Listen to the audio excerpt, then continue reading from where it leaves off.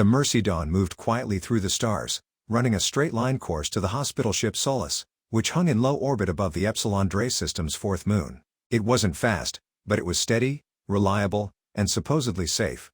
There were no weapons aboard, none needed. Ambulance ships were considered untouchable under the Epsilon Accord. In war zones, pirates, scavengers, even rival militias respected the neutrality of medical craft.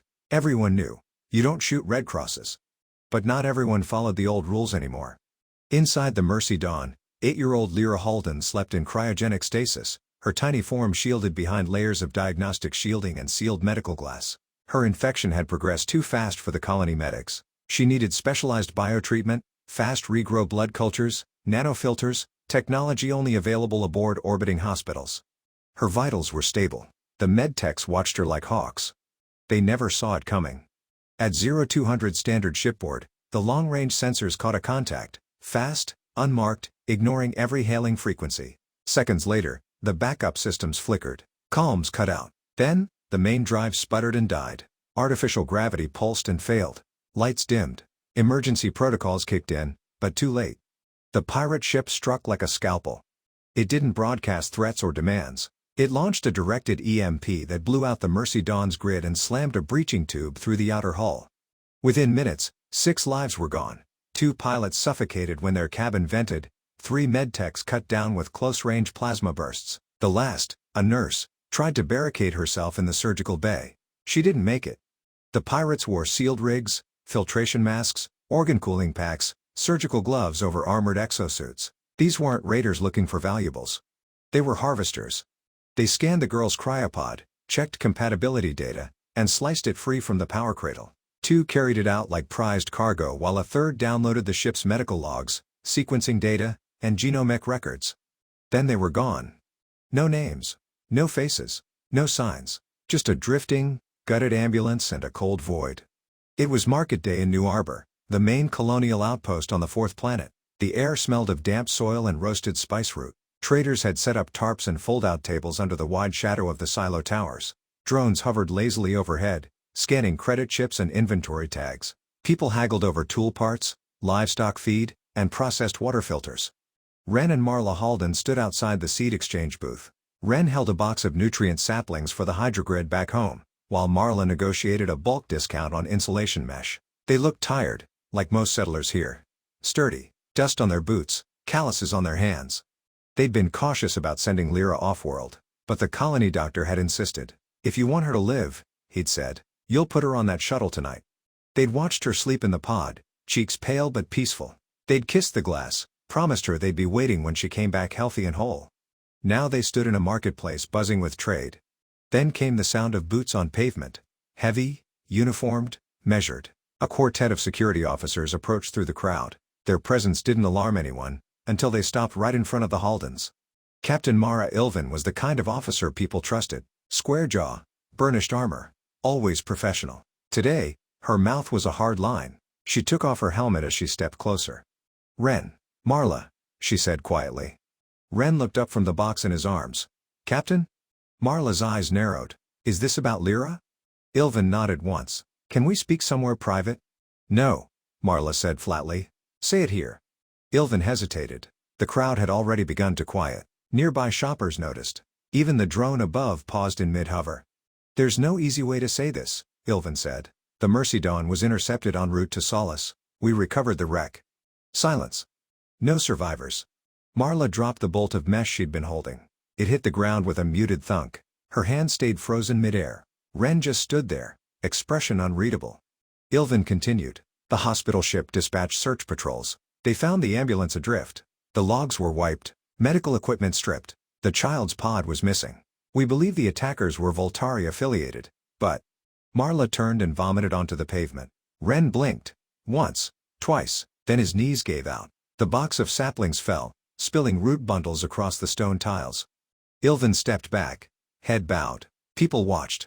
No one spoke. A tall man leaned against the edge of a stall 3 tables down, holding a bag of alloyed grain pellets he no longer cared about. His name was Joris Venn, former Master Sergeant, 12th Marine Engineer Corps, retired after the Battle of Aramis Gate. Quiet life since then, fixing fences, teaching kids how to disarm landmines, trying not to drink. Now, He watched a man fall to his knees. He heard the word ambulance. Then Voltari. His brow furrowed. Something was wrong. Everyone knew the code. Even the worst pirate scum had lines they didn't cross. No one touched hospital ships. They didn't have to. There were easier targets. Richer ones. Breaking that code meant something deeper. A splinter faction, maybe. Or worse, a Voltari crew operating off-script, doing freelance black market harvesting. Joris exhaled slowly and turned away from the scene. He dropped the bag of pellets on a vendor's table and walked across the plaza. By evening, the sun hung low and red over the farmland belt. Joris sat in the back of a fuel station-turned bar with 3 other ex-military. "No survivors," he said. "Child on board. Cryopod taken." A woman in her 50s with silver scars along her jaw clicked her tongue. Voltari? Probably. But not just any crew. This wasn't a smash and grab. They took her for parts. Organ bartering? Or deep bio-black market, Joris said. Could be genetic material for clone labs. Maybe immune profiles for antivirus shells. Doesn't matter. They crossed the line. One man spat into a bottle. "I thought the Voltari had rules." "This crew didn't." Silence. "So what do we do?" asked the sniper. He was young. Maybe too young to know what he was agreeing to. "We find the ship. The specific one. I want hull markings, engine trail, anything from the salvage logs. I'll pull favors with old friends in recon. Then," Joris said, leaning forward, "we hunt them. And then?" He stared them down. "We kill them all." The hangar was quiet except for the low whine of diagnostic drones and the clink of a grease wrench spanner on a fuel line. Outside, New Arbor's sun slipped behind a dust bank, bathing the walls in dull crimson. Inside, Joris Venn sat in a service nook with a bootleg terminal in front of him and a cracked datapad in his lap. He tapped through the decrypted salvage report. Mercy Dawn, hull number 447 KR. Power core slagged, logs burned, 7 bodies recovered, 1 pod missing. Hull scoring indicates energy grappler impact, possibly class 6. Traces of uranium iron composite, used in certain Voltari venting systems. Possible signature match, Hound's Fang. Joris narrowed his eyes. He remembered that name. Hound's Fang wasn't just a pirate cutter. It was an ugly one. Old mining vessel retrofitted into a ghost ship. Ran cold. Used fake distress signals to lure in trade convoys. Rumored to have split from the Voltari syndicate 5 years back after a botched ransom exchange. Now, it worked freelance. No central oversight. It was also supposed to be dead. Destroyed in a drone raid near Sigma Belt. But pirates lied. And corpses were easy to fake in deep space. Joris leaned back, letting the chair creak under his weight. His eyes drifted to the faded patch on his jacket, 12th Marine Engineers. And below it, stitched by hand, a tiny thread symbol, a grain stalk crossed with a wrench. It was the last thing his sister ever gave him. 10 years ago, Outer Belt Mining Station, Kessler Drift. The station had burned for 3 days before the Terran Marines arrived. Joris had come in with the second wave, breaching through carbon-scored corridors slick with blood. The pirate ship was gone by then, jumped out as soon as they'd pulled the bodies and stripped the cores. There were children in the dorms. And farmers, dozens. Among them, his younger sister Lyra and her husband. Both left their colony to mine extra credit during the harvest off-season. He found them, together, holding hands, burned, airless, still holding hands. It was his first real taste of pirate warfare, not the big fleet battles with rules and flags and codes, just brutality, stripped for biocomponents and dumped. He never talked about it again. He never forgot. A voice crackled over his earpiece. "Got your match," said Halper, his former recon contact. "Engine trail for Mercy Dawn lines up with a dead zone scan 12 hours after the attack. Unmarked ship passed through the outer gas halo. Too fast to be trade. Direction puts it toward Nerek's Vale." Joris sat upright. "Nerek's? That's old Voltari turf." "Yeah, well, no one's policing it. They've been gone for a while. Locals say one of the old splinter crews is squatting near the ice moons." He exhaled sharply. "Any visuals?" "One partial hull cam. Sending now." The image bloomed on the screen, fuzzy, but unmistakable. The vulture insignia, still half-painted on a scarred metal flank. The rest of the symbol had been scorched away, but one thing stood out. The tailcode was scratched in by hand, not machine. F-27HF. Hound's Fang. 3. The meeting. An hour later, the group was back at the crater storage room, 8 ex-military, seated on crates or leaning against rusted support beams. Joris tossed the pad onto a table. The image froze mid-flicker. The ship, scarred and unmistakable. Hound's Fang, he said. That's our target. It's hiding in the Nerix Vale. One of the demolitionists whistled. Nerix? That's a hell of a place to die. That crew, Joris said, voice low, isn't Voltari anymore. No codes, no oversight. They stripped a medical transport, harvested a child's organs like livestock. We don't get to ignore that. You said they're freelance now? Asked the sniper. Joris nodded, which means no syndicate protection. We find their hangar, we go in quiet, and we end them. Extraction? Asked the woman with the scarred jaw. There won't be one. She smiled. Good. The sun over New Arbor was a bloated peach by the time Joris and his team walked into the East Lot, known to locals as the Boneyard. It was where old ships went to die, or to be sold for parts, or, occasionally, be reborn by lunatics with just enough credits and desperation. Rows of battered hulls and half-disassembled freighters stretched across the hardpan. A crane creaked in the distance. Somewhere, a man cursed at a compressor. This is depressing, said Rilo, the youngest of the crew. Smells like regret and melted plastic. It smells like opportunity, Joris muttered. They wandered between rows until they found it, a ship squatting under a bent awning, as if ashamed of its own existence. Long, low-profiled, with twin dorsal thrusters and a scar down its port side. A faded decal flaked off the hull. Tyrant's Folly. She's beautiful, said Marka, the scarred veteran. She's dying, said Rilo. Joris patted the hull. A small panel fell off with a clink. She just needs a reason to live. The seller was a retired freight captain named Oren. He had 3 missing teeth, a half-bionic hand, and a love for exaggerated stories. He claimed the Folly had survived orbital bombardment, a mutiny, and 2 weddings. She's solid where it counts, he insisted, kicking a stabilizer strut that groaned in protest. Just one part missing, plasma flux coupler. Not easy to get, but not impossible either. You buy her, I throw in half a case of synth oil and a working coffee maker. We'll take her, Joris said immediately. Everyone stared. Seriously, Rilo whispered. She's barely holding together. She's spaceworthy. Eventually. And she's got soul. You mean rust? Joris ignored him and held out his hand. Oren grinned. You'll need to lie through your teeth to get her past departure clearance. Not the first time. The flux coupler wasn't hard to find. It was expensive. The team pooled what they had, short by 80 credits. They made up the difference by winning a dice game against a security mechanic with a gambling problem and a loose tongue. Marka accidentally let her shirt slip a little during the final round. The mechanic never saw the loaded dice. With the part installed, the Folly wheezed to life. The lights flickered, the startup sequence growled, and the cabin filled with the smell of dust, ozone, and hope. She flies, Rilo shouted. She breathes, Joris corrected. Flying remains to be seen. At Dock Authority, an officious customs officer in a polished green uniform squinted at the departure manifest. Tyrant's Folly, that's not in our registered outbound queue. Joris put on his best smile. It's a late repair job. Emergency cargo delivery. Sensitive cheese cultures for the Agri-Dome on Delta 10. The officer blinked. Cheese. Highly perishable. Government contract. Behind him, Rilo coughed loudly and said, Whole shipment starting to sweat, sir.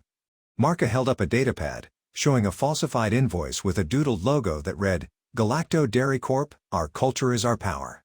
The officer sighed. You people are the reason I drink. We can file a late manifest update, Joris offered helpfully. We'll even swing by customs on return and bring samples. The officer waved them through with a grunt. As the Folly rumbled off the pad, one of the rear thrusters belched a puff of black smoke. Several birds scattered. A dog barked. A teenager pointed and laughed. But it flew. Barely. Unevenly. But it flew. Inside the cockpit, Joris looked out at the rising stars. No turning back now. Rilo slouched into the co-pilot chair. We're gonna die in this thing. Marka grinned, tightening her harness. Only if we're lucky. The Tyrant's Folly turned nose up, engines flaring with mismatched fire. It climbed into the sky, rattling like a broken bell and singing like an old soldier finally called back to war. The Nerix Vale was less a place than a graveyard, an ancient industrial zone abandoned by corporations after the ore dried up and the unions got mouthy. What remained was chaos, shattered moons, scrap fields, and gravity ghosts that pulled ships off course like whispers in the void. The Tyrant's Folly limped in on half-burned thrusters, running dark and quiet. Joris sat forward in the pilot chair, eyes scanning telemetry. Anything? Marka asked behind him. Static and echoes. They're using mineral shielding to mask their emissions. Clever bastards. They're here, Jorah said. They always come back to the rot they know. Hours later, they slipped into an orbit around a fractured asteroid named Hark's Grave. Nothing but broken mining rigs and hulls torn in half. But something about the drift pattern was wrong. "Ship debris here's not old," said Rilo from the sensor console. "This plating's been stripped. Manual work. Precision cuts." Jorah nodded. "They're scavenging." He keyed in a long-range sweep. A faint blip, low EM signature, moving in a controlled elliptical pattern. "Got something. Mask trail. Vectoring to the far side of the moon." Marka checked the visuals. "There's a gravity well on that side. Could hide a hangar." "Or a trap," Rilo added. "Same thing." At the edge of the moon's shadow, the folly drifted closer. What looked like a sheer rock face shimmered, then flickered. A projection, barely perceptible. Behind it, a carved-out docking cavern, large enough for 2 mid-range freighters. Inside, half-lit and camouflaged with scrap plating, rested the Hound's Fang. Even in stillness, the ship looked hungry. Its hull was painted with teeth. New ones, red, wet-looking. The engines were warm, active. A crew was here. Breathing, waiting. Marka zoomed in. "That's the beast." Rilo muttered. "Can't believe they're just parked here like it's a damn garage." "They're arrogant," Jorah said. "Means they won't expect what's coming." Back aboard the Folly, they gathered in the main hold. A schematic hovered over the table. Rough 3D mapping of the cavern, entry tunnels, and the Fang's visible weapon ports. "We don't hit the ship directly," Jorah said. "We hit the hideout. Take the walls down first. No hangar, no shelter. They'll run. That's when we tag 'em." Marka gestured to the access shaft. "Explosives here and here. Collapse the tunnel, flood them out." "And a decoy on the ridge," Rilo added. "Fake a seismic shift. Get them moving." Jorah nodded. "We lure them into space and disable the drive before they jump." "What about prisoners?" Marka asked. "No survivors," Jorah said coldly. "Not after the Mercy Dawn." No one objected. As the crew checked gear and locked in coordinates, Jorah lingered in the cockpit. The veil hung outside, black, quiet, studded with wreckage. He thought of the farmers, the boy, his sister. He didn't need vengeance. He needed balance. These weren't pirates. They were disease. And it was time to cauterize the wound. The bombs went off at 0400 station time. A tremor shook the ridge above the hangar, just strong enough to drop a few tons of rock across the main entry shaft. Inside the cavern, alarms shrieked and red lights strobed to life. Jorah watched it all through a helmet cam from his perch above the blast zone. "They're spooked, moving toward emergency vent tunnels." "Got visual," Marka said, steadying her long rifle. She was embedded in a crevice 200 meters out, her camo net draped like dry moss. The pirates, 6 of them, scrambled toward a side hatch at the edge of the hangar, hastily throwing crates and gear into a shuttle dolly. Marka exhaled and squeezed the trigger. Whump. The first pirate's head snapped back like a doll's. He dropped without sound. Second shot, shoulder hit. The target spun, screaming. "Control," Marka whispered. "They're splitting." Jorah, already moving with Rilo and Breck, signaled silently. They entered the hangar through a cracked vent panel, stepping over flickering lights and half-open tool lockers. The Hound's Fang loomed ahead, dark and dormant. But Jorah knew it wasn't empty. A taller pirate broke from the others, strapped in a sealed suit, dragging a hard case toward a docked skiff. A woman, by the gate. She bolted for the shuttle. Marka tracked her, heart steady. "Permission to drop her." Jorah, seeing the case, paused. "Wait." He toggled into infrared. Inside the case, a glimmer of heat. Not power cells. Biomass. He clenched his teeth. Shoot. The rifle fired. But the woman had ducked. Instinct or luck. The round clipped the case, spinning it from her grip and sending it clattering into the hangar shadows. The woman dove behind landing gear and vanished from Marka's scope. "Damn it. She's heading for the upper scaffold," Rilo called out from below. "Not for long." Inside the hangar, it turned into a slaughter.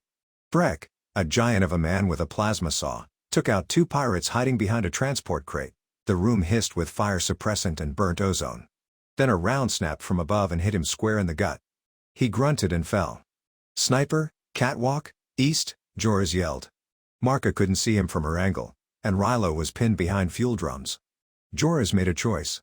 He sprinted through a hail of inaccurate fire, vaulted over Breck's groaning form, and climbed the ladder to the scaffold. The pirate sniper was reloading, rushed, panicking. Jorah tackled him clean over the rail. They hit the deck hard. The pirate's head cracked on the floor with a wet sound. Silence. Breck lived. Barely.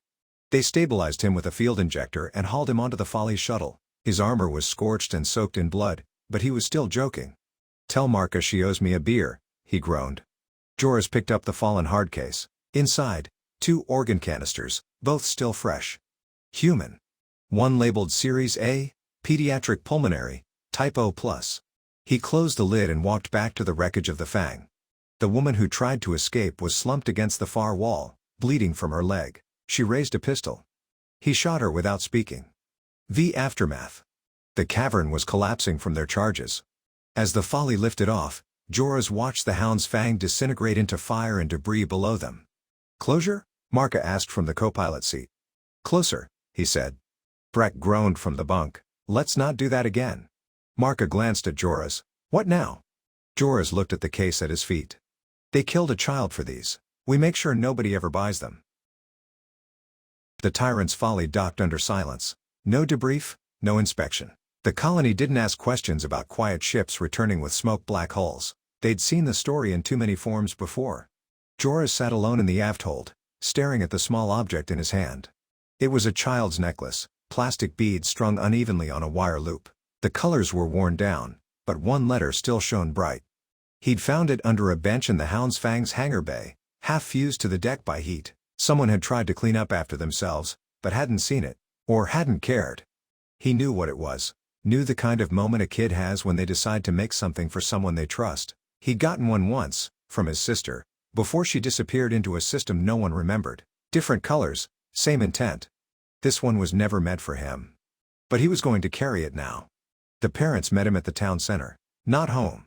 Too many neighbors there. Too many memories in the walls.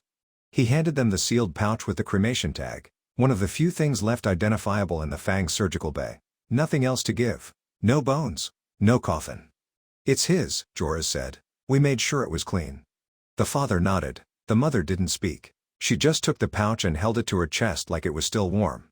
Joris didn't stay long. They didn't ask him to. Back aboard the Folly, the crew was quiet. Marka gave Joris a look. "You okay?" He opened his hand and showed her the necklace. "She made this for someone," he said. "Maybe a nurse. A brother. Doesn't matter. They didn't even see it when they scrubbed the hangar." Marka looked at it and nodded. "You keeping it?" "Yeah," he said. "Someone has to." He wrapped it in cloth and tucked it into a hollow behind the cockpit console, just above the nav readout. A reminder.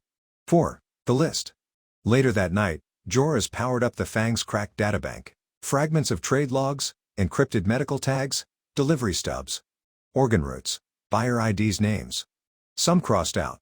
Some still active. He ran his finger down the list until he found a familiar station ID, one he'd seen years ago, in a report about a missing refugee transport. His sister had been on that one. Everything locked into place. Marka entered the cabin and saw his face. "What is it?" Joris didn't answer at first. Then he handed her the data chip. "We're not killing pirates anymore," he said. "We're killing a system."